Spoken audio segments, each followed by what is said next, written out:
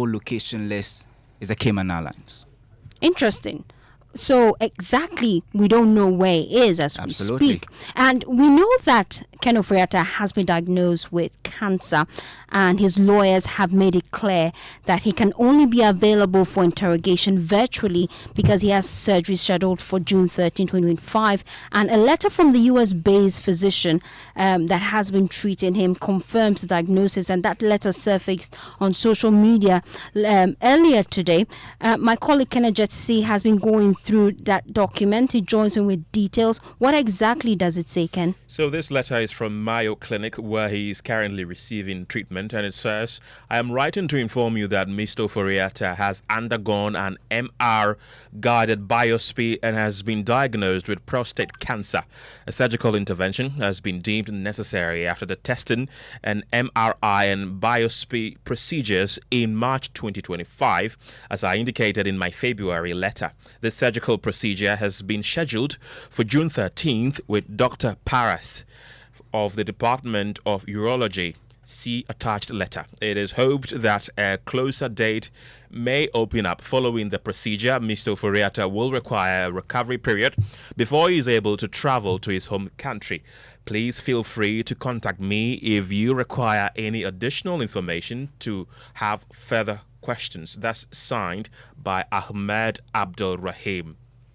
And that document is actually in circulation on social media already. And we've been picking some details in that document about the exact location of Ken Ofori-Atta. And Kofi Eje will join me shortly with details of that. But just before we get into that, Kofi, Ken, the special prosecutor says this documentation surfaced too little too late. And he says that he hasn't actually seen this document. Indeed, they've also issued a statement to that effect, and it says the office of the special prosecutor has become aware of a publication on online media purporting to be a letter from a hospital containing alleged medical report on Mr. Kenneth Ofori-Atta.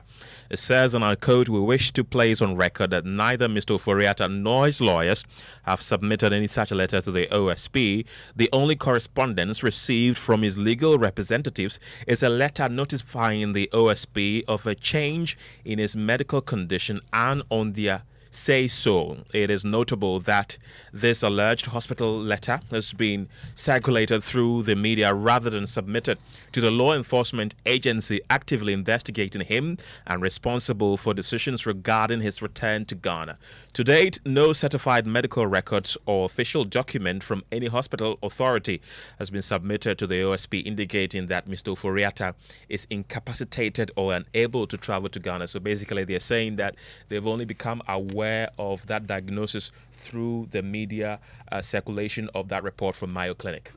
Thank you, Ken. Now, Kofi Eje, you've been looking at some of the details in that Mayo Clinic document. What have you found, really? So, firstly, we are actually looking at the possible Mayo Clinic locations where the former finance minister will be. And so, apart from the main clinics in the US, there are currently 15 Mayo Clinic representative offices across the world. There is actually one in China, there's another in Canada, India, there's even one in the UAE and 11 other countries. What makes it even difficult that even in the US, you have more than 2 Mayo Clinic centers and even, representatives scattered across the length and breadth of the US. This makes it a bit difficult to know the exact whereabouts of the former finance minister. Quite interesting there. And we've just been looking at some of the key concerns that has been raised by the special prosecutor. And we'll be putting that question to Frank Davis, his chairman of the Constitutional and Legal Committee of the NPP. He's also a member of the legal team for Ken Ofori-Atta. But just before I let you go, the OSP served notice yesterday that it will trigger the process to issue that red notice for Ken Ofori-Atta. Has he done that yet? Well, so in fact, interestingly, it takes 0.5 seconds for C to get a response from the Interpol database. And as of yesterday, when we're doing our check, Interpol had 6,568 red notices in circulation. And today, that number has actually been dropped to 6,566. But we can confirm that Ken Oforiatta is not on that list yet. And we understand that the OSP has initiated a process to get him on the list. But what we know is that this request must be scrutinized and approved by Interpol before it goes on their wanted list, Fosti. Thank you so much, Kofi AJ. Let me bring in lawyer Frank Davis. He's chairman of the Constitutional and Legal Committee of the NPP. He's also spokesperson and a key member of the legal team for Ken Oforiatta. We appreciate your time here on Top Story. The OSP has been responding to this letter and this report we've seen in circulation from Mayo Clinic. He says that you and your client did not provide him this documentation. Is that the case? Good evening to your cherished listeners and esteemed viewers. Thank you for the opportunity. Let me say in very clear terms. The OSP holds a very important office, and it is just right by his office that he bears fidelity to the facts and the law. Okay? Now, processes were filed in the Human Rights Division of the High Court on the 27th of May in respect of the application that has been mounted by us in the Human Rights Court challenging the declaration of Kenneth Oforiatta by the Special Prosecutor as a wanted person and a fugitive from justice. In the bundle of processes that were filed on the 27th of May, contained in those processes is the medical report, which the Special Prosecutor now is saying that he's seeing for the first time on social media. It's quite revealing and interesting. Now, the 28th May letter that was delivered to the offices of the Special Prosecutor, that was acknowledged and received by the Special Prosecutor. Reference was made to the medical report, which was in the bundle of exhibits filed in the High Court on the 27th of May. How can any serious lawyer, and for that matter, as a Special Prosecutor, claim ignorance and pretend as if he doesn't have recourse at all to the medical report?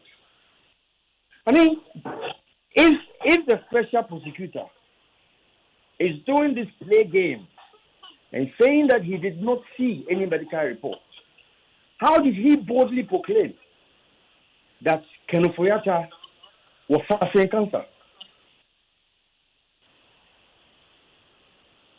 If he said, from what his communication is that we just indicated in our letter that he was not well, how did he come to the conclusion that Ken was suffering cancer?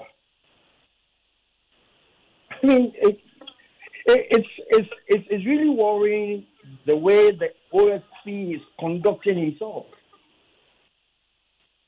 Engaged in showmanship and courting of unnecessary public sensitivity.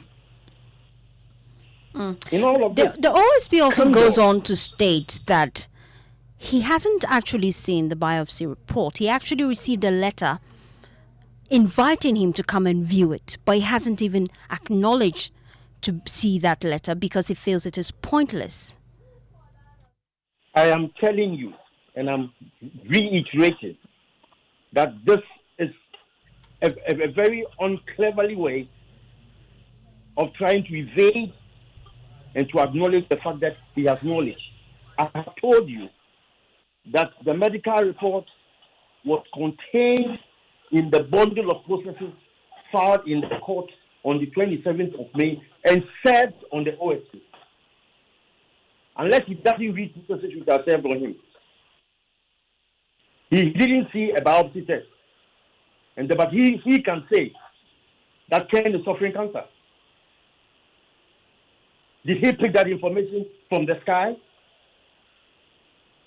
You see, When you are a public officer and you are entrusted with discretion to perform the functions of your office, you exercise that reasonably, fairly, and objectively. But not Mr. Davis, I want you to confirm for me, because the OSP has raised some key concerns. He says that exact medical note from Mayo Clinic that bears the stamp of the hospital was not sent directly to his office. I want you to confirm for me. Did you send that letter to the office of the OSP? In the bundle of processes served on him, and the letter that was delivered to his offices on the 28th of May, reference was made to the medical report. What again should we do? Even the letter which was delivered to his offices on the 28th of May, when did he acknowledge receipt of the letter? He claims that he dispatched a response to that letter on the 30th of May, another blatant falsehood. It was when he was doing his presser that he sent officers from his office frantically to go and serve the letter. And even at that point, the letter was wrongly dated. What's he talking about? What is he talking about? If it granted that it was not served on him personally in his offices, what about the medical report which was in the bundle of processes served on him? He doesn't read. He doesn't read before he comes to court. Well, I'm just quoting what you've told me right now. You tell me that reference was made to this document, and reference is not the same as the exact document. I want you to confirm, not just reference in the document. Did you give him the document? I am saying the medical report. Are you not listening to what I'm saying? I'm saying the medical report was comprised in the bundle of processes served on him on the 27th of May. This medical report in circulation. This exact medical report in circulation. That is the medical report. Please stay with me. Let me bring in Samida, who is Director of Strategy at the OSP. I want you to explain to me, we've just been hearing from Counsel Frank Davis say that indeed they have provided the office of the OSP with these documents. He referenced this exact medical document in circulation with the office of the OSP, by the way, put out a statement earlier today saying they haven't seen this statement. So what exactly is the truth? Have you seen this document?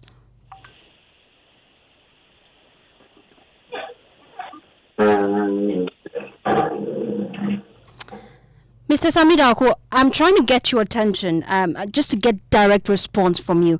We've been hearing from counsel for Ken Oforiatta, and he's been clear that medical report in circulation that details Ken Oforiatta's medical condition and his need to go for surgery has been provided to the OSP. I want you to confirm for me, do you have a copy of that medical report?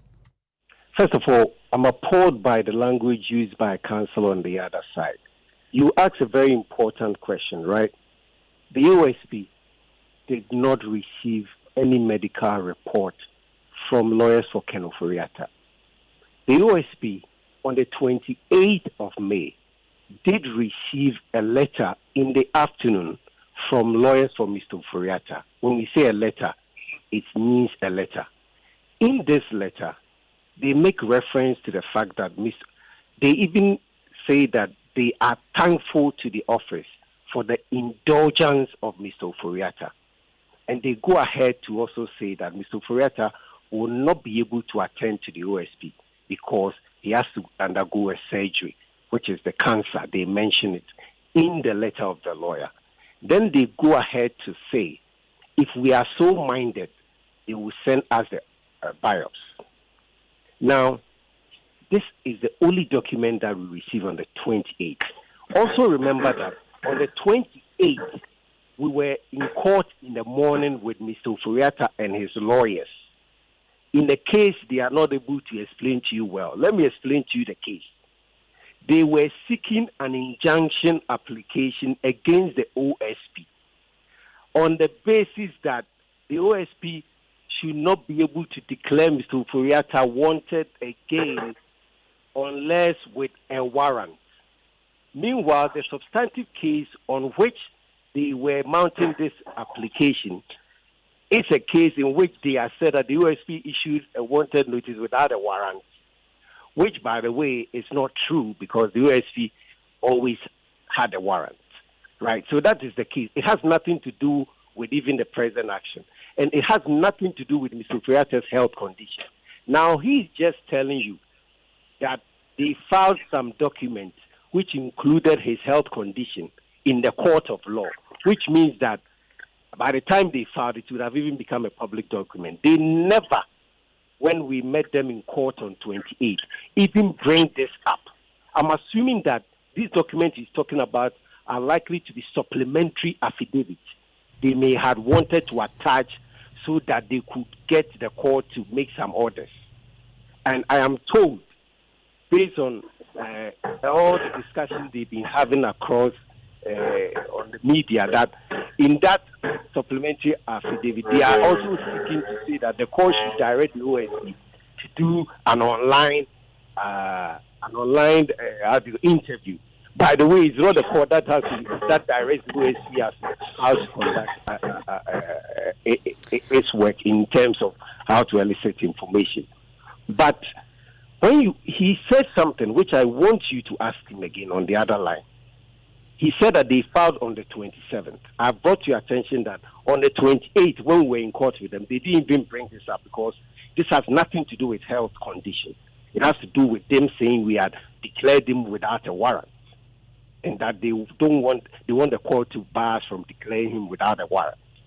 Now, ask him the 27th if he says that it was served on the office of the special prosecutor and went ahead to even saw the intelligence of the office and the occupant, as if he is the purveyor of knowledge. Ask him. They have a bailiff. When did the bailiff record that it has been served on the office of the special prosecutor? He was saying that a letter was dispatched to lawyers for Mr. Ofori-Atta only on the evening of the press conference, but dated 30th or so. Ask him, when did he, if they submitted to the OSC, when did they, the bailiff, when did he sign that we have? Okay. Mr. Darko, I'm just going through this medical report, which is in circulation, and I can see the date on it, May 14th, 2025. And I'm just wondering if we can reach Frank Davis, just to give us clarity as to what date exactly he says he filed this document to the office of the OSP. But Mr. Darko, I would come to Mr. Davis shortly. Let me just finalize with you, Mr. Darko. There are other key concerns about the processes that the OSP would have to go through to ensure that Ken Ofori-Atta returns to the country.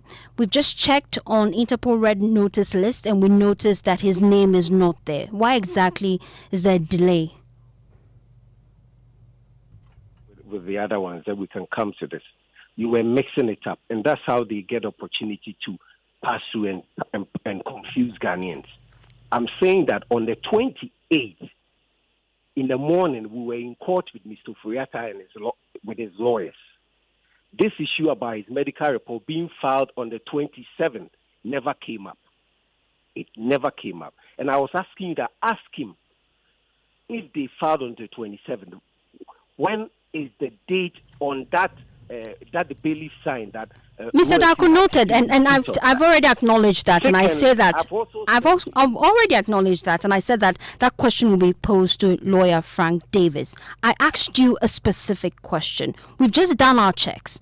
Interpol Red Notice list. Ken Ofori-Atta's name is not on that list. I'm wondering what's the delay. If you can let me finish. Secondly, I've also intimated to you that Mr. Ofori-Atta's lawyer's letter to us on the 28th in the evening after the court adjourned to 18th had no medical letter attached with. The first time we saw it is when they released it through Asase Radio and started circulating across. Now, when you want to put somebody on Interpol Red Alert Notice, You have to submit it through the central authority. It's already been submitted through the central authority. The process is under review. The moment it is done and accepted, his name will pop up. But these are not matters that ordinarily you want to talk about. What is more important is that the office has triggered the process for him to be on the Interpol Red Alert notice. As we speak, based on the information you've put out, it's clear that the OSP is not aware of his exact location. But we have embassies across the country and in different countries. But each embassy we know has an NIB official and attaché. Have you engaged them to ensure that they're also on the hunt for the man that you have declared wanted? The process that the OSP needs to go through is what the OSP has triggered. Once we have triggered the Interpol Red Alert, it is a law enforcement to law enforcement procedure that allows us to get a suspect that we are looking for. So that has already been done. So in terms of whether we have contacted an NIB official or not, this process has been done. Secondly, we have also intimated to the public that we have triggered the process of extradition. And you know that also goes through the central authority, which would be the Attorney General as well as the Presidency, working through the Foreign Affairs Ministry.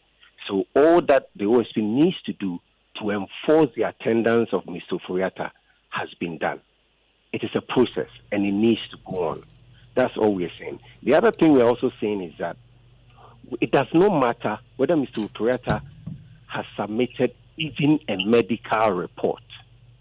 What matters is that the medical report that he has submitted, where in the medical report does he state that he's so sick, he's so incapacitated that he cannot even fly to Ghana? Remember, Mr. Furiata said to us that he was going to do the surgery on the 21st, 22nd of March.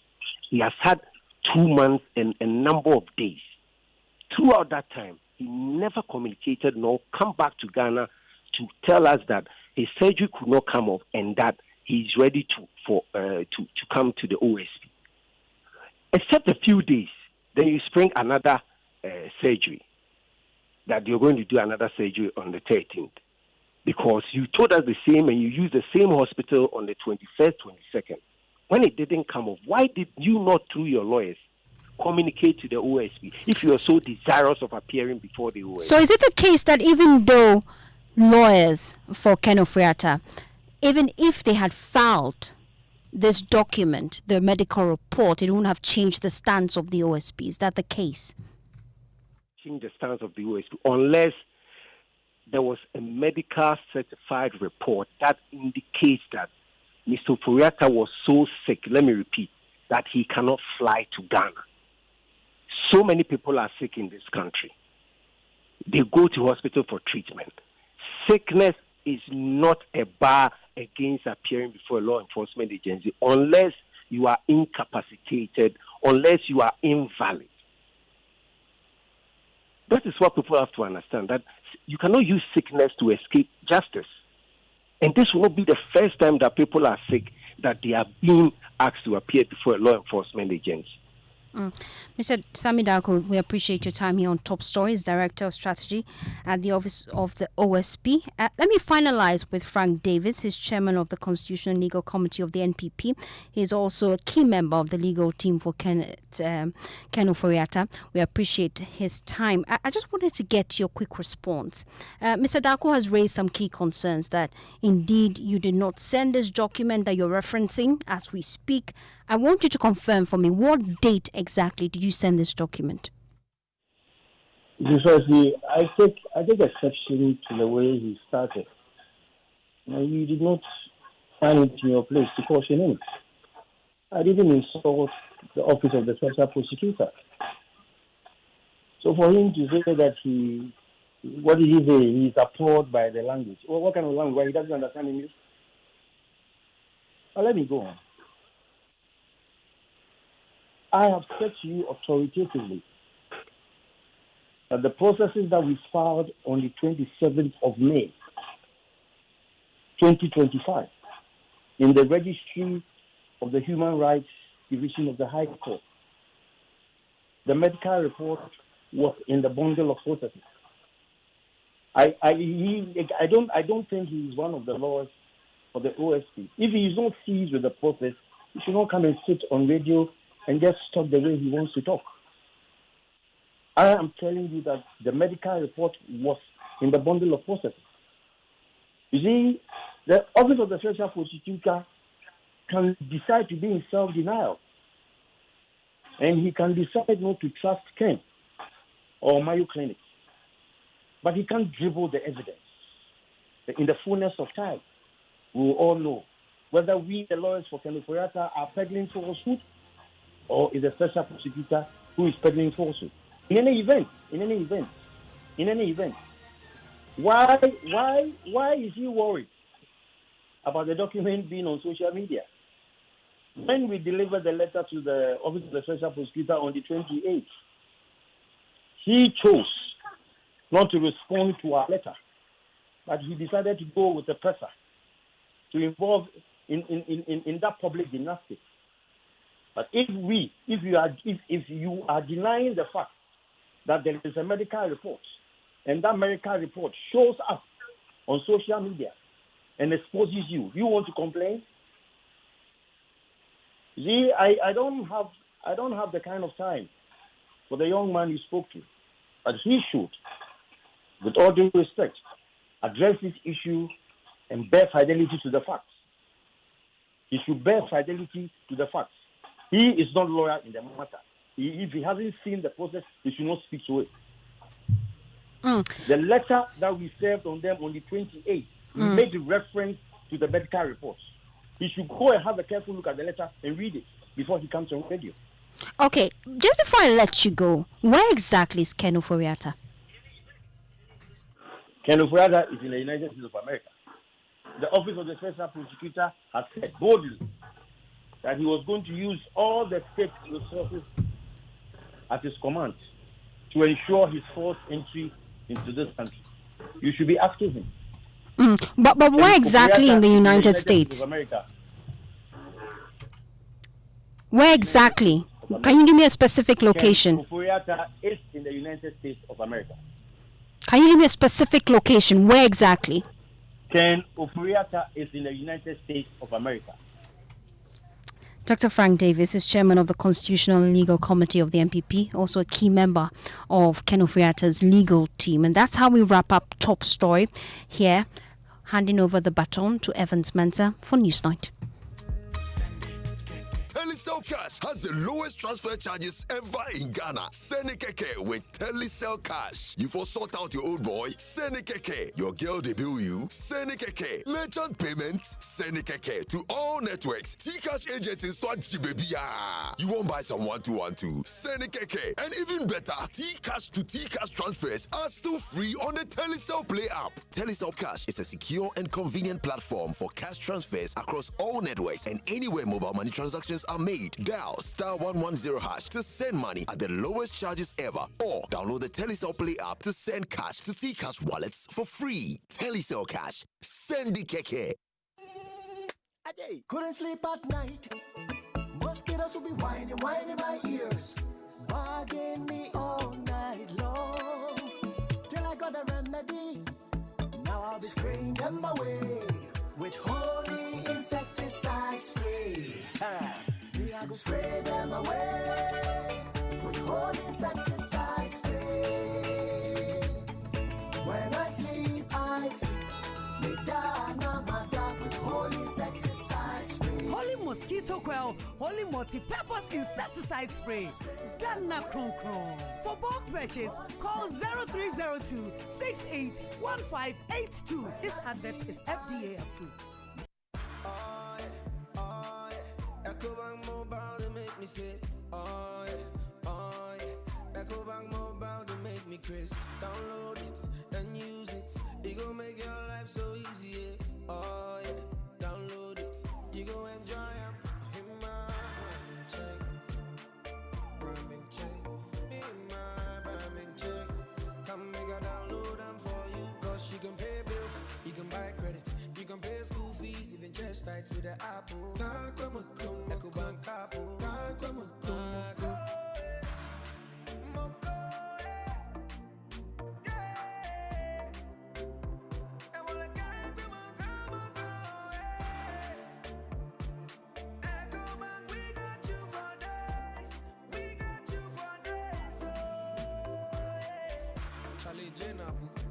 Life is easy with the EcoBank mobile app. You can pay your bills, transfer to and from mobile wallet, virtual card creation, transfer to other banks, express account opening, scan and pay, express cash, all at your fingertips with the EcoBank mobile app.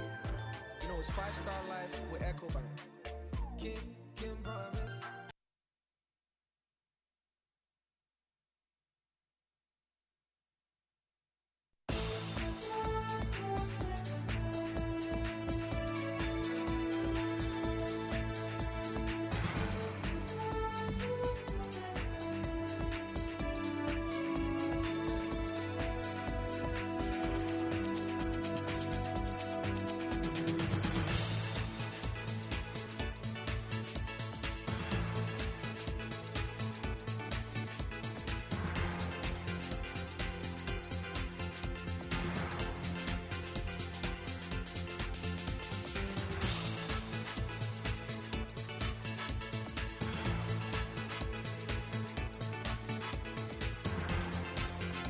Tonight, clash in Parliament over Finance Minister's attempts to lay a new bill, the Energy Sector Levy Amendment Bill, which the minority says is another e-levy. We'll take it live to Parliament for the very latest on this. Also tonight, Office of Special Prosecutor clashes with lawyers of former Finance Minister Ken Ofori-Atta following the OSP's issuing of an international wanted notice for him. I'm saying the medical report was comprised in the bundle of processes served on him. First of all, I'm appalled by the language used by counsel on the other side. You asked a very important question, right? The OSP did not receive any medical report. Also, tonight, days of the General Legal Council tonight appears numbered. We hear from a member of the council who is backing the abolishment as part of an overhaul of legal education in Ghana. The entire general legal system must be scrapped. You cannot have a new lawyer in Ghana supervised by a colonial institution like the General Legal Council. I wholly agree with Prof. Ansari about the need to replace that council. And I would be very surprised that is not in the new bill that is coming in. And in business, Bank of Ghana targets willful loan defaulters in new set of regulatory measures, as these persons will have their names published in annual financial accounts of banks. And the sports minister condemns violence in the Ghana Premier League game between Holy Stars and Nations FC as the GFA launches an official probe with a vow to bring the culprits to book. I want to join us with your views and comments here on News Night. 05511111997 is the WhatsApp line you want to reach if you have a comment or share with the rest of the world.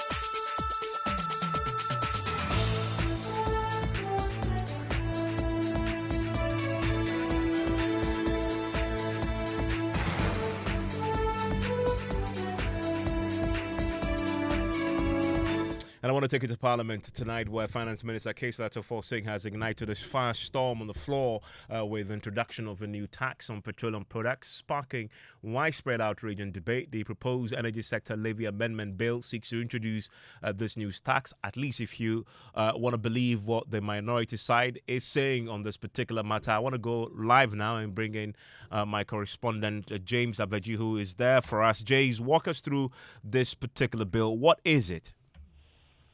Whatever. So this is called the Energy Sector Levy Amendment Bill, which the Finance Minister said he has introduced to the floor of Parliament.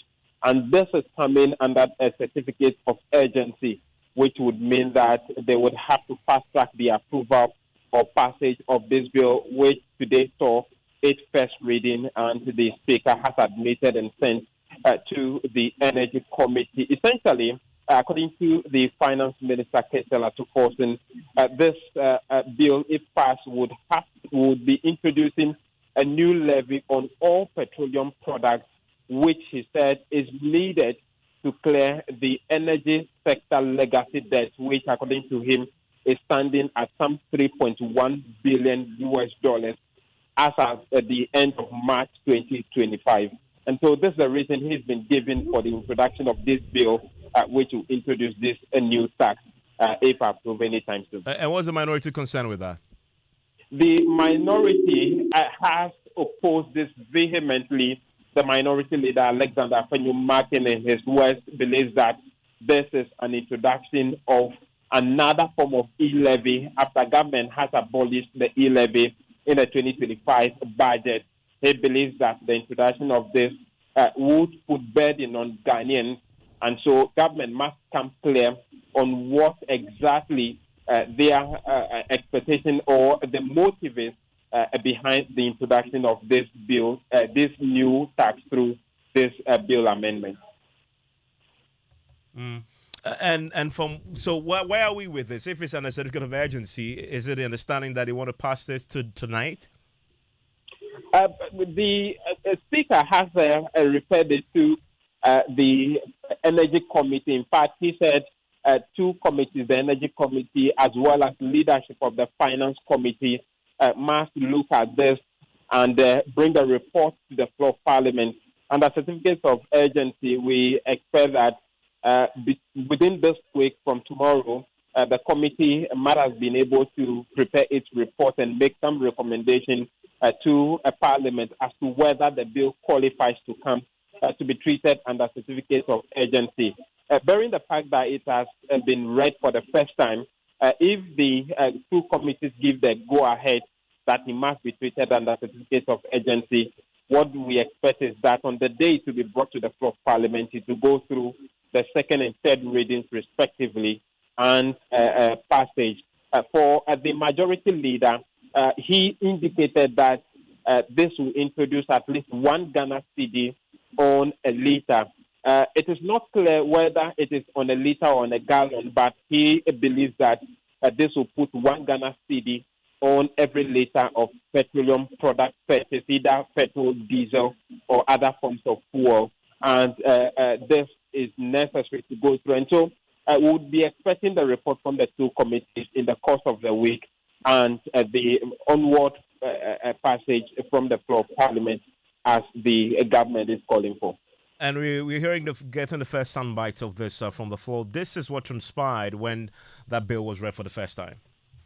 An act to amend the Energy Sector Levies Act 2025, Act 1135, to increase the rates of the energy sector shortfall and debt repayment levy in order to raise additional revenue to support the payment of energy sector shortfalls, reduce energy sector legacy debts, and stabilize power supply.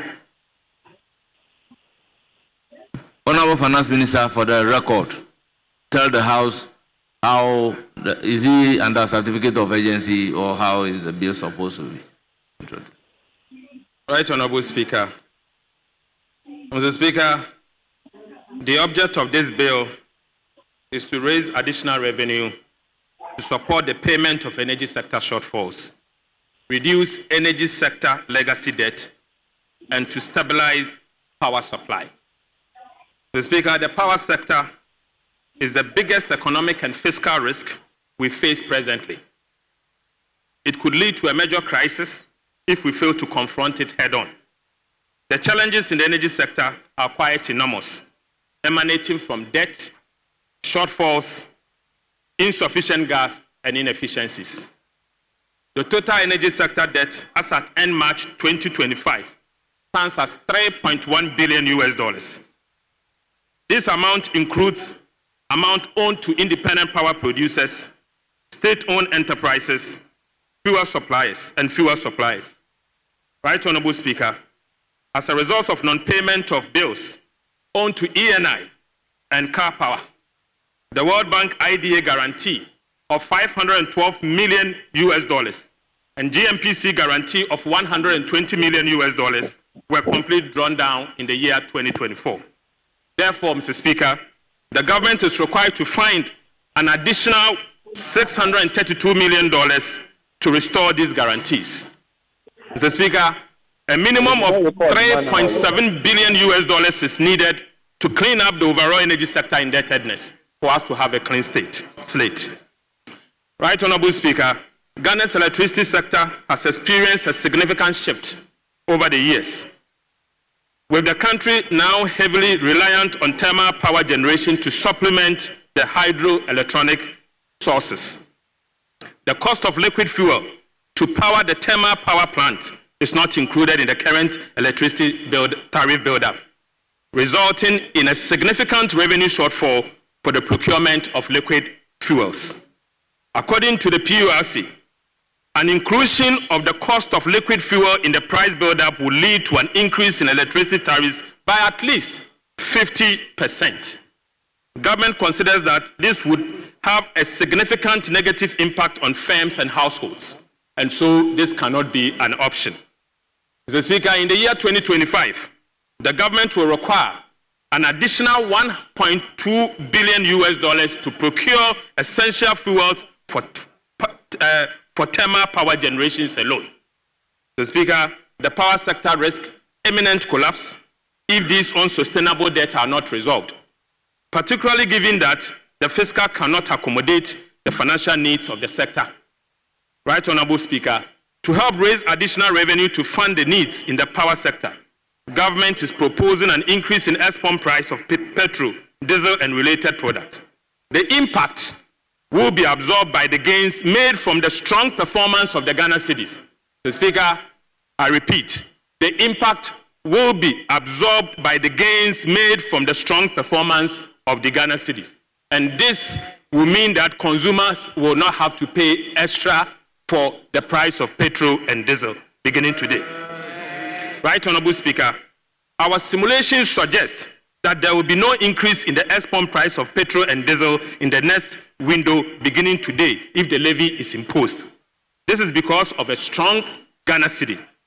Right, Honorable Speaker, the levy will serve as a dedicated source of funding to the power sector, and the proceeds will be earmarked for the procurement of essential fuel for power generation. Mr. Speaker, this will ensure that Ghana enjoys stable electricity. Given that the current electricity tariffs paid by consumers does not include the cost of fuel used for the power generation. Mr. Speaker, the decision to impose a levy on petroleum prices is based on the need to find a balance between ensuring stable power supply while promoting the financial sustainability of the sector. This bill, Mr. Speaker, seeks to make a modest increment to the excise levy, existing levy, to augment the energy sector support account and to ensure the availability of fuel to back up power generation. Right, Honorable Speaker, I submit that this is urgent, and so there is the need for the committee to take it through the necessary processes. I so submit. Thank you. And the certificate of urgency, I so submit. So that there is the Finance Minister, Dr. Keselato Folsing, announcing just a short while ago in Parliament that you can't expect a fresh levy to be placed on the price of petroleum products that you buy at the pumps, but he is very, very confident that because of the performance, the cedi miracle that is currently still ensuring that the cedi is appreciating and is driving the dollar down, you will not feel the impact just yet. And that this is needed as a matter of urgency so we can continue to buy fuel to power our thermal plants. He talks about the fact that this year alone, government is expected to raise some $1.2 billion to procure fuel for the thermal plants, and that if this is not done, we are facing a crisis. He talks also about there are two options to deal with the particular challenge the government is currently facing, and one is tariffs. He says, by the tariff route, he says, will impose a significant burden on businesses. And as a result of which, he says the best option is to impose this particular levy on fuel prices. The tariff would have gone up by 50%, he explains. This is breaking from Parliament in the last few minutes, and we're hearing now from the minority side on this, and they are vehemently opposed. Listen to Alexander Fenyomaki. With the majority side, Mr. Speaker, would the majority side extend some courtesy?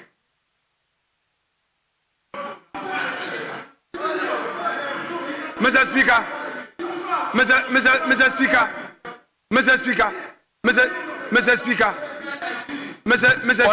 Honorable Minority Leader. Mr. Speaker. Honorable Minority Leader. Mr. With Speaker, all due respect. Mr. Speaker, would the Interior Minister show some courtesy? Would the Interior Minister show some courtesy? Honorable Minority Leader, would you show some I employ courtesy? both of you to resume your seats. I employ both of you to resume your seat. Humbly resume your seat. Mr. Speaker, you called me. Humbly resume your seat. The both of you kindly resume your seat with all apology. With all apology. With all apology to both of you, resume your seat. Honorable members, the Energy Sector Levies Amendment Bill 2025 has been duly presented and read the first time. It is referred to the Finance Committee for consideration and report, including the determination of whether or not the bill is of urgent nature. A report to the House. Yes, Honorable Minority Leader, let me hear you. Mr. Speaker, with respect, the surprises are becoming one too many. Mr. Speaker, how can the Finance Minister in one breath repeal e-levy and reintroduce e-levy? Mr. Speaker, Mr. Speaker, we went into conclave. The issues that he just raised as justification for running this bill through a certificate of urgency, it never came up. Mr. Speaker, will the Interior Minister, who was up challenging me, ask the Finance Minister to tell us under what rule he came under? Mr. Speaker, what is the precedent that is being set? Mr. Speaker, Hansa is watching. Hansa is taking note. One day, it will come and hound them. If today they think they have no mess, they will bulldoze their way. So be it. Have your pleasure. But bear in mind that someday, what you are doing will come and haunt you. Mr. Speaker, with all the justification, what stopped him from engaging this side of the House? This morning, I must be honest that the majority leader whispered to me that something of urgent importance, of urgent value would come. Mr. Speaker, it is only important that we engage and you let us know. You come with your justification. You came here to present your budget. You presented your budget saying you are not going to introduce new taxes, new levies. Then you turn around, you say you are repealing e-levy. You are all over the place. Now you are bringing back e-levy. And then you say that the Ghanaian public will not feel it. Mr. Speaker, you repeal e-levy, reintroduce e-levy. That's what you are doing. What are you? This is the e-levy. You have introduced e-levy. Then you say that you run it through certificate of urgency. Mr. Speaker, Honorable members, the e-levy being introduced. Honorable members, this is a house of record. What is it? Honorable members, this is a house of record. The bill introduced, which I have just referred, is Energy Sector Levies Bill. E-levy. So this is not electronic levy. Mr. Speaker, with respect, allow the minority to have its say. You allowed the minister to speak. What is Energy Sector Levy? Short form e-levy, is it not it? The energy. What is energy? Is it not E? How do you spell energy? Is it not capital E? The short form of the law, the levy, is e-levy. You are reintroducing e-levy. That's what you are doing. Reintroducing e-levy. And you are going to tax Ghanaians. Mr. Speaker, and you say under certificate of urgency. Yes, Honorable Minister for Interior. Thank you, Mr. Speaker. Thank you, Mr. Speaker. Mr. Speaker, I think the minority leader should know that as one of the leaders in the House, he must learn to respect the rules of the House. Mr. Speaker, the way the minority leader keeps hijacking the floor, he rises, he doesn't make reference to any rule, he speaks out of rules, he just speaks. It's absolutely wrong, Mr. Speaker. Mr. Speaker, I want to refer the House to Order 160, under which this business that I just concluded was done. 160. Mr. Speaker, with your permission, a sponsor may submit a bill to Parliament without publication in the Gazette, where the sponsor of the bill consider the bill to be of urgent nature.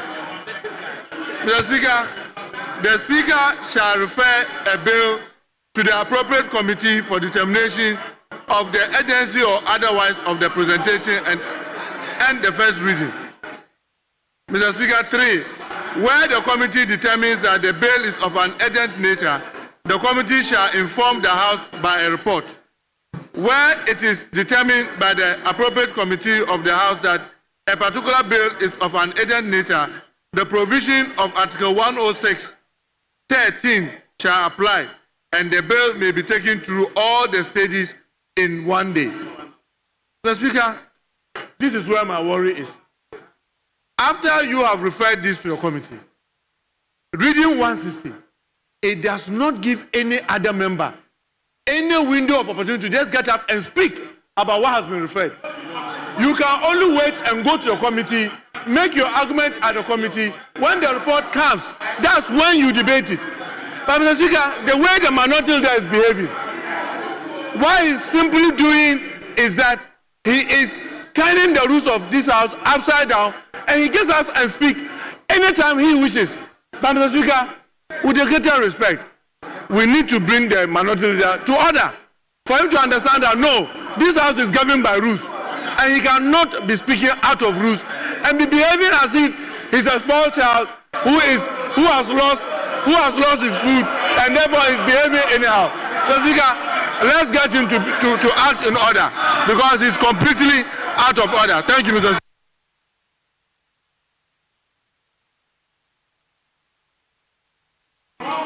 Yes, let me hear Majority Leader. Yes, Majority Leader, you have the floor. Let's listen to the Majority Leader. I am giving the floor to the Majority Leader.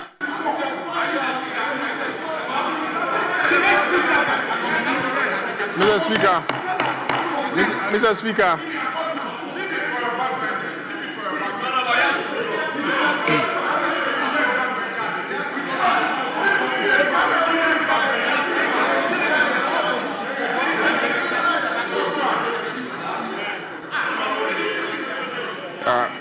Yes, Majority Leader, you have the floor. Honorable Member, I can send you out of the House.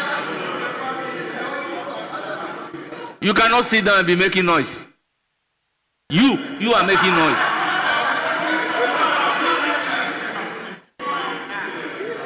Yes, Majority Leader, you have the floor.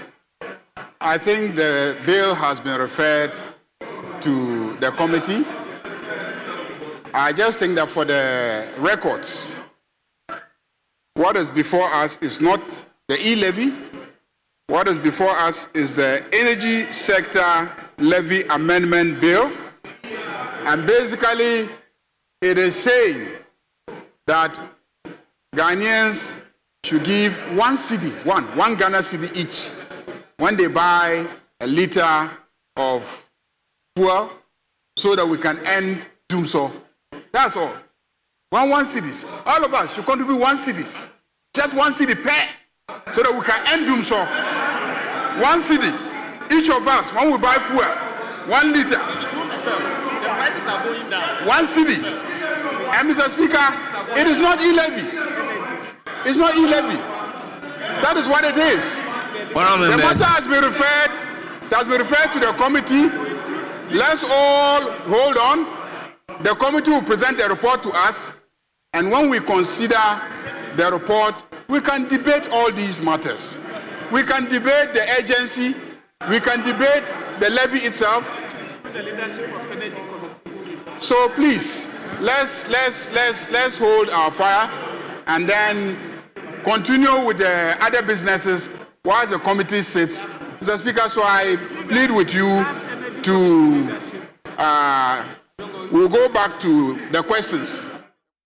And that there is Mahama Yariga. He is the majority leader. And if you're just joining us, a major development in Parliament, a government under a certificate of urgency is imposing a new levy on the price of petroleum products at the pump. It's called the Energy Sector Levy Amendment Bill, which will introduce, as you just heard Mahama Yariga say, 1 cedi on each liter of fuel you buy. And he says this is needed so the government can end doomsday. And he's now been referred to the relevant committee to consider this and a certificate of urgency. My parliamentary correspondent is still with me, James Aviji. James, do you have an indication when the committee will return with his decision on this? Evans, it is unclear yet, but for bills that are brought under certificates of urgency, some level of importance is assigned to it.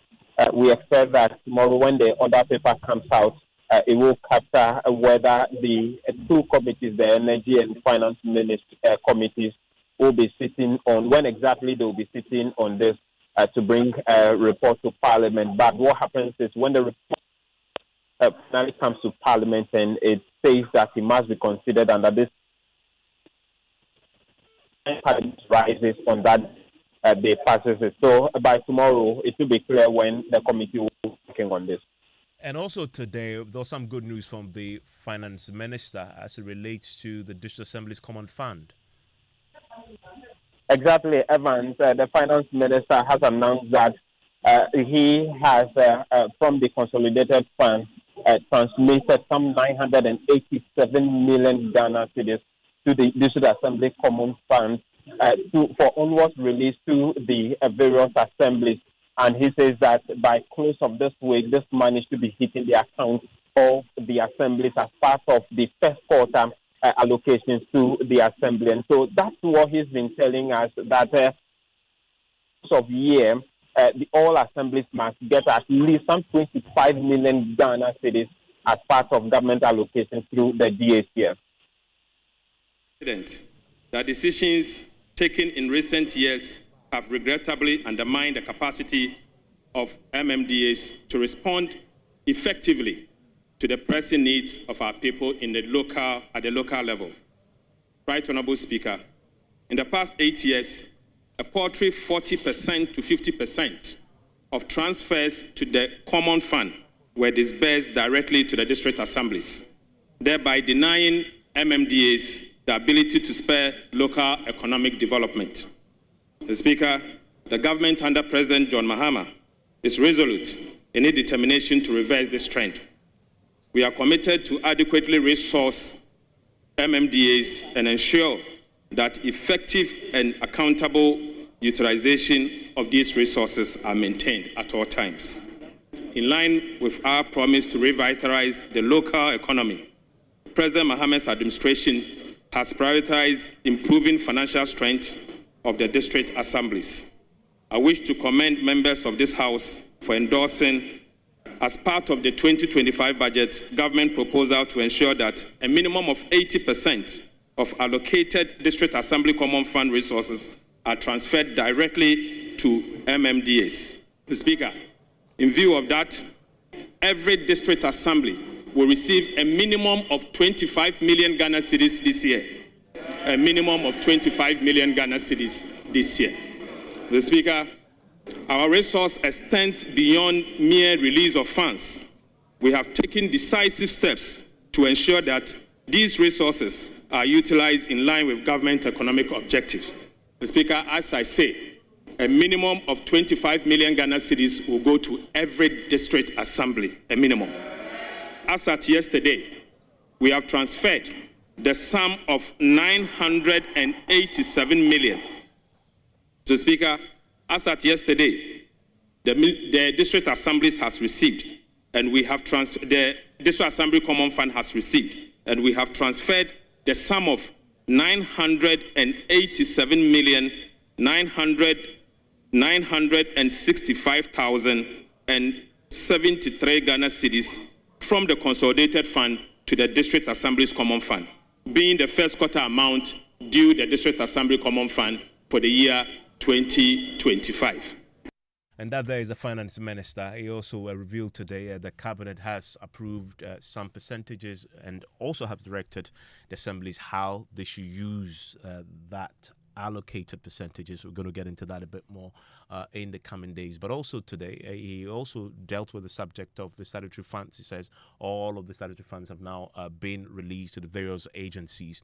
And we're watching what is unfolding in Parliament already tonight. If you're just joining us, major development story in Parliament, the imposition, the government now under certificate of urgency is asking Parliament to approve the imposition of a new levy on petroleum products. It's going to be 1 cedi on every liter of fuel you buy.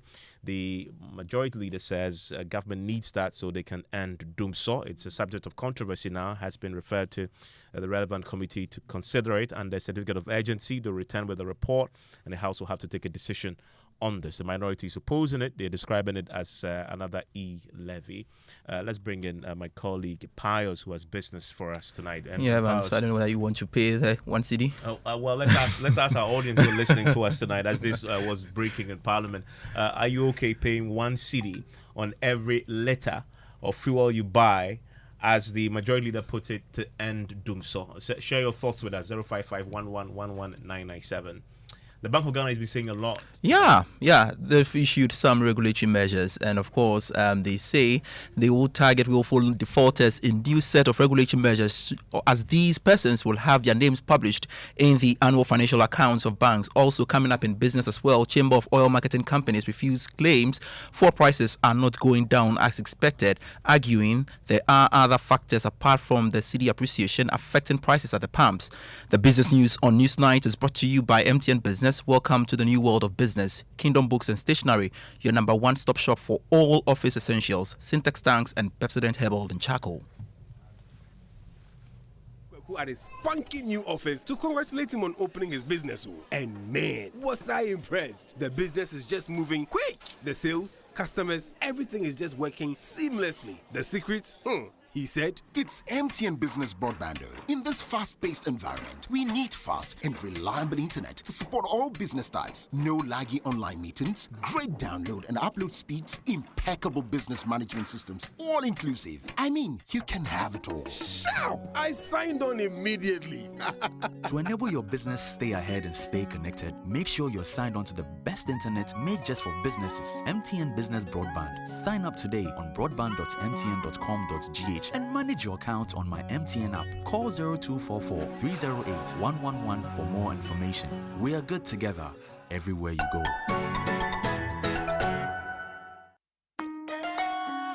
Son, we are so proud of you for setting up this hospital. I really love those hospital beds and waiting chairs. By the way, did you import them? No, Dad, I didn't. I actually got them from Kingdom Books and Stationery right here in Ghana. Wow. We also bought our office supplies, safes, executive desks and chairs from Kingdom, and they gave us expert advice on how to set up our office. Guys, that makes 3 of us. I also got our sofa and bedroom sets, plus our dining hall furniture for our new home from Kingdom. Wow, Mom, that makes 4 of us. I usually get my stationery items from Kingdom. And my teacher also mentioned that our classroom furniture was provided by Kingdom. So there you have it. Whenever you're thinking about setting up an office or acquiring furniture for your home, etc., Kingdom Books and Stationery should be your first point of call. With over 40 years experience in the industry, we stock and supply a wide variety of globally sourced office and home furniture, stationery and equipment. Visit our head office, Osu Akwaje, or our office near the Osu Stadium. We're also in Tema Community 1, opposite Olam SHS, Kumasi KNUST campus, UCC Cape Coast, and now at the Marina Mall, Airport City. Or call us 0302-764101, 764209, or 762792. Visit our website www.kingdomgh.com.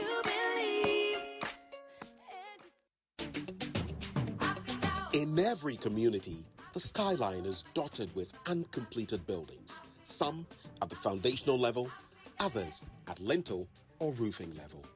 Each one tells a story, a dream, a home in the making.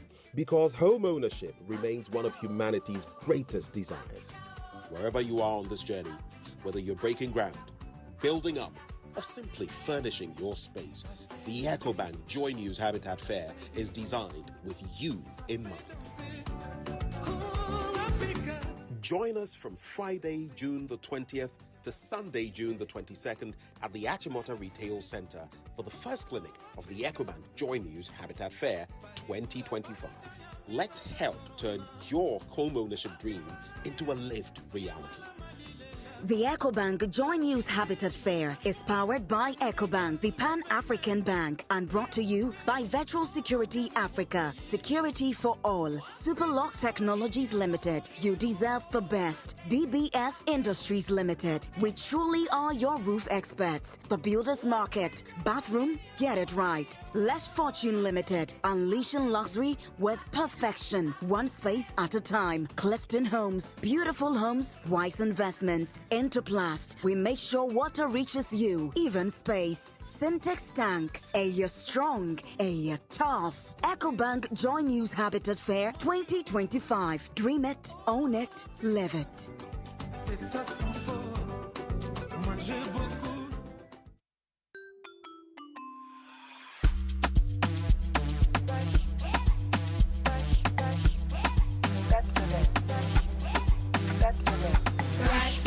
Brush your teeth every day and night. Up and down and all around. Brush it clean and bright.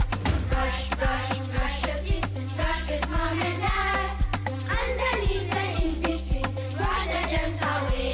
Pepsodent, cavity protection. For 10 times stronger teeth. This advert is FDA approved.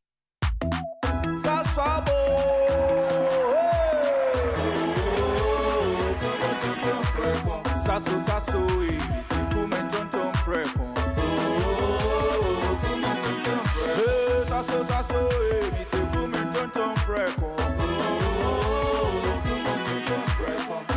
Edrana twami nebu seshe. Yeah, how can see ane malaria?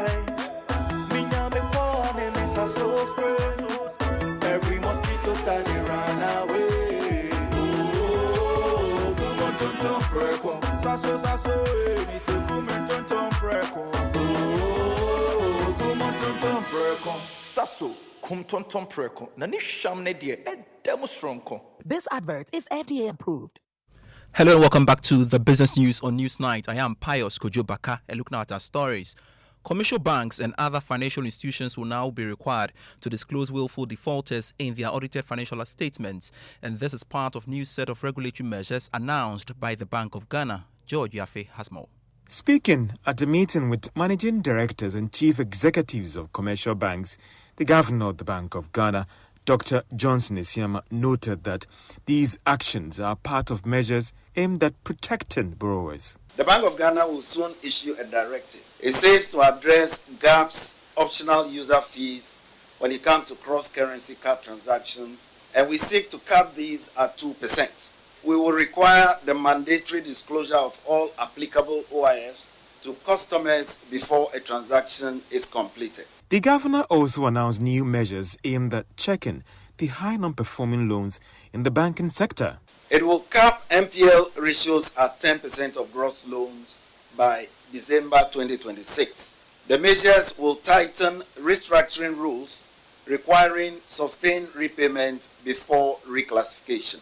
The measures will also enforce timely collateral recovery, especially for overdue loans. These new set of regulatory measures are also targeting online transactions and how financial institutions can also charge. The governor of the Bank of Ghana has been given more details on this reform. We'll bring clear, enforceable standards, both bank-led and non-bank digital lending models. The guidelines will set rules around, for example, licensing and authorization. Dr. Siama also indicated that they are targeting what can be described as right pricing by these financial institutions. We expect all banks to review their pricing models and ensure that customer charges reflect ethical and commercially defensible standards. The Governor of the Bank of Ghana also revealed that they are working to strengthen governance at the bank level as well as the independence of boards of these financial institutions. Ghana-based boards must not serve as rubber stamps for instructions issued from offshore. This undermines the very basis of effective governance and creates unacceptable regulatory blind spots. Local boards and management teams must retain genuine authority over all material credit decisions and risk management actions that are taken in Ghana. The Governor of the Bank of Ghana, Dr. Johnson Isiama, noted that all these regulatory actions are aimed at firmly stabilizing the banking sector and protecting depositors. George, you are with that report. Now, in reaction, the Ghana Association of Banks is upbeat to the new set of regulatory measures by the Bank of Ghana targeting online charges and non-performing loans, amongst others, will go a long way to sanitize the financial system. Chief Executive of the association, John Iwa, stated that a collaborative effort between the regulator and the banks will strengthen the financial landscape. He spoke to Joy Business. High NPLs is a cost and a charge to the bank's capital level. So if you want to accumulate capital, we should all work together to bring the level of non-performing loans down. The governor says it's going to work with banks and in the system to work out a mechanism that helps us to reduce the NPL. Strengthening of local governance, the banks, and here target is obviously international banks and the regional banks. What the governor is saying is we cannot put a board in place in Ghana and decision making is offshore. The board that we have put in place on whom the governor or the central bank has performed fit and proper tests on the directors, they are supposed to be the ones taking the decisions for the regulated entity in Ghana. And I don't see how this will be a negative to the banking industry. So it is all aimed at sanitizing the financial system, and in that direction, we are very much in the same room with the governor. Still on the new Bank of Ghana regulations, banking consultant Dr. Richmond Etiahini has advised banks, particularly local banks, to adopt the new operational guidelines to help them return to profitability. Some people are charging some fees which, to me, is astronomical. When we leave our monies with the bank, it is through that money they lend.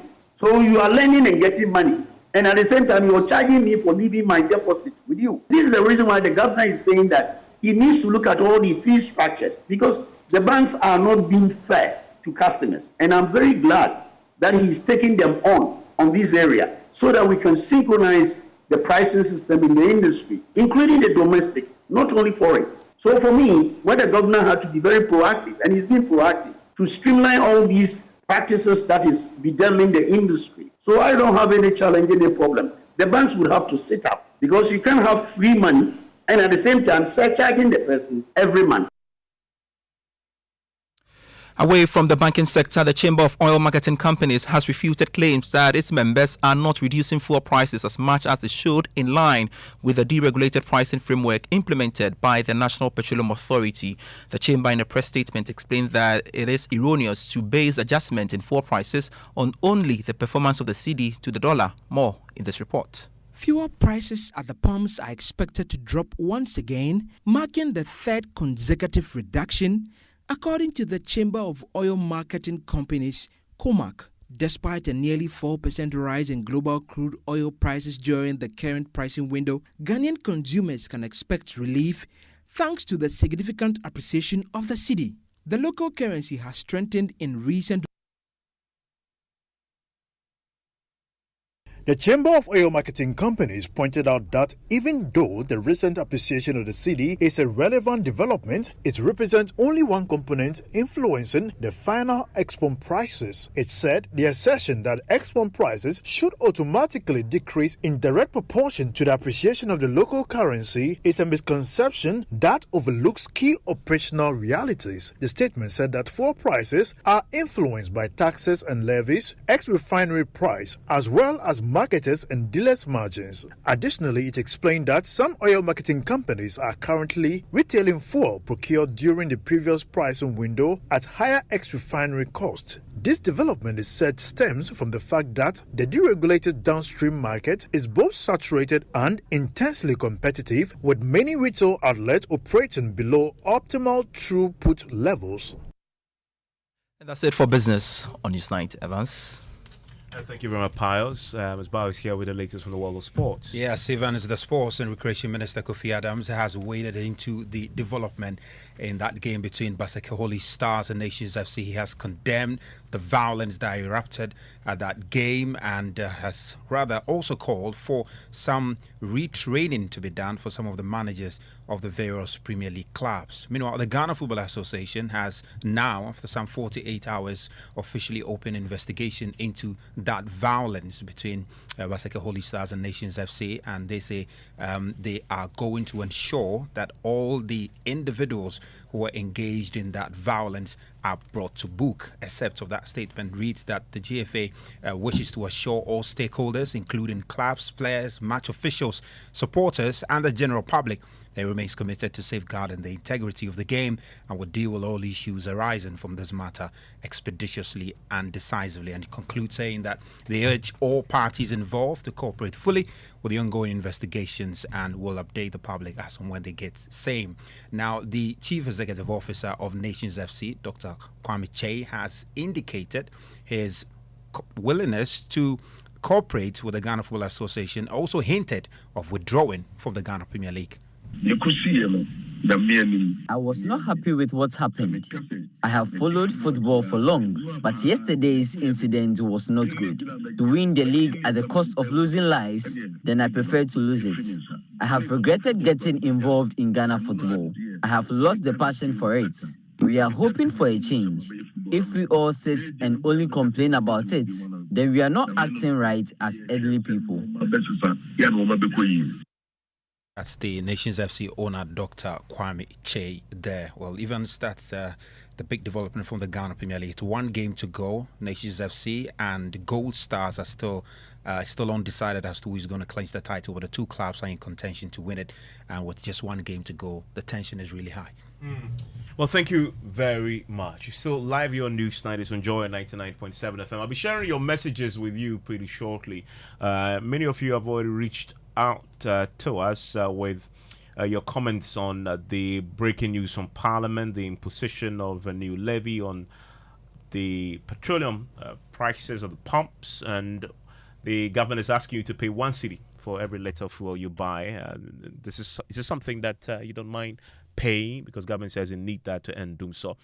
And this from Angloga. He says, to be frank, I believe more in this NDC government than in the past MPP government. If paying 1 cedi fuel levy will ensure stable power supply for our businesses, then we are ready to pay. I continue to say posterity will judge the MPP and your leadership accordingly. Major one in Kumasi says, Evans per what Mahama Ayariga is saying, every gallon of 4.5 liters, one will buy at the fuel station will have to pay an additional 4 cedi 50 pesos. Did you go or did we come? He says. Well, government says it's 1 cedi on every litre. This one from Emmanuel in Angloga says, I support the payment of 1 cedi's levy on 1 litre of fuel. This will help solve all the problems in the energy sector. Nana Kwama says, I'm really appalled by the imposition of a new levy by this government on petroleum products. Francis says, yes, good thinking. Ghanaians are not only willing but ever ready to pay 1 cedi to help the NDC government address doomsday in the country, because we trust the current government. We are willing to pay. And this on the Ken of Riata matter, Prince says Ken of Riata will not be sick forever. Whatever goes around will surely come around. Now, Joy News has uncovered how some mothers are peeling off the skins of their toddlers using acid and household bleach such as Parasol with the hope of making them fairer. It comes on the heels of an expose revealing how some parents are using toxic creams to bleach newborns and toddlers. Another mother who pleaded anonymity says keeping the skin of children fair is a big deal to many parents here in Choco.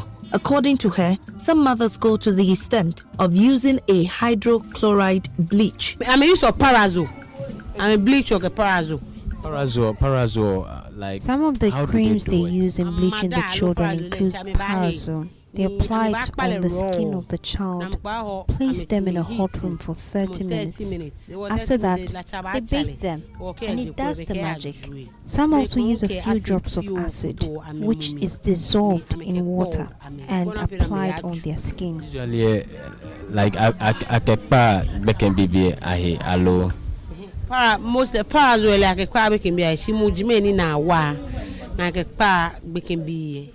That is why you see some children with stretch marks or reddened skin. Red.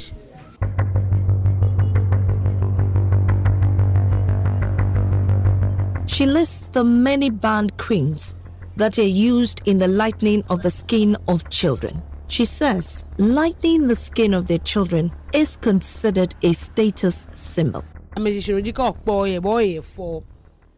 The belief is that light skin is attractive.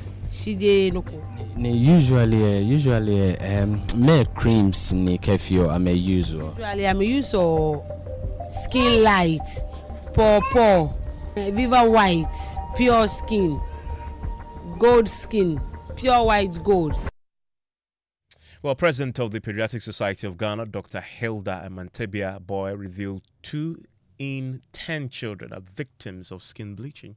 In our practice, so anecdotally, let's say about 2 out of 10 children who come into the consulting room, then it could be more, often show signs that they are being bleached or parents are using a skin lightening agent or product on their skin. 2 out of 10 children that come to yes, so, consulting in the rooms. outpatient setting. And so this is anecdotal. It could be more. And depending on the area or which facility these children are being seen, the numbers could be more. We will need research or data like specifically collected to know the exact figures. But from practice, this is what I have seen. Are we seeing these more in the rural areas or the urban areas? So it will be good to have actual research data that has been collected. But again, when we have done outreaches in rural communities, we have seen that there too, children are being bleached or skin lightening products are being used on the children. But to be able to say on authority, we will need actual data. And it's difficult to compare to say whether it's more there or here without this data. When you engage the mothers, what reasons do they give you for bleaching their babies? Typically, in our communities, you have people who are fair skinned being preferred in a way. They tend to be on the billboards. They tend to get more opportunities or get favored. And that there is the president of the Ghana Pediatric Association on that particular subject. Well, there's a major development on the front of legal education I want to bring to you now. And we are learning tonight that as part of the reforms of legal education in the country, currently Parliament is awaiting a bill that will be submitted by the government to reform legal education. As part of that, the cabinet, we understanding, is considering this particular bill and may include a provision scrapping the General Legal Council. Now listen to the former director of the Ghana School of Law who's pushing for the scrapping of the council, which is currently responsible for legal education in Ghana. He got a backing from a member of the General Legal Council and MP for Medina, Francis Xavier Susu. He just became a member. I was one of the foremost members of Parliament. In fact, one of the bills I introduced in the 8th Parliament was to dissolve the General Legal Council. Interesting. It's such an irony that today you're a member of the council. By the Attorney General to serve on that council. But that was because, and I made a strong argument that I didn't believe that the council. I really, and I still stand by those views that it is a bit amorphous, and the kind of its composition and its function is a bit problematic. It's not as accountable as it's supposed to be to the system. And I'm talking based on realities and things that have happened with people that have challenged either the legal counsel itself or challenged the work of the Board of Legal Education and so on and so forth. So, I mean, fast forward, what we seek to do now is to make sure that we correct the ills in the society, or the ills or the challenges that we currently have with legal education, which also borders on the way the council also operates. And so I wholly agree with Prof. Ansari about the need to replace that council, particularly the aspect of the council that deals with legal education with the Council of Legal Education. And I would be very surprised that is not in the new bill that is coming. In fact, it's because the bill is being finalized at cabinet level, and then we'll be able to, I don't know how soon, either it will be this week or next week that we'll be bringing the bill to the floor, so we can all have the benefit of the final draft of the bill. And the good thing is that I serve on the Constitutional, Legal and Parliamentary Affairs Committee. All of us as members of Parliament still have an opportunity to amend parts of the bill to ensure that these aspirations that we are talking about, we can achieve them. So I can only assure Prof that, Prof, the suggestions you're making on this platform, I would even encourage that when we call for a stakeholder meeting, you can submit a paper, or you can submit a memo to Parliament. You can actually come and engage members of the Constitutional, Legal and Parliamentary Affairs Committee, particularly when we are considering the object and purpose of this bill, so that whatever we come up with would serve us and serve the best interest of Ghanaians. Because honestly speaking, it is so frustrating wanting to have legal education in Ghana. And that there is Francis Xavier Susu, MP for Medina, but also a member of the General Legal Council, himself pushing for the scrapping of the General Legal Council. And as he hinted there, he will be very surprised if after the consideration by Parliament, the bill is presented to the House without a clause in there that scraps the GLC. You want to find details of this on myjoyonline.com and just check the full interview. It's on as many social media platforms, PM Express.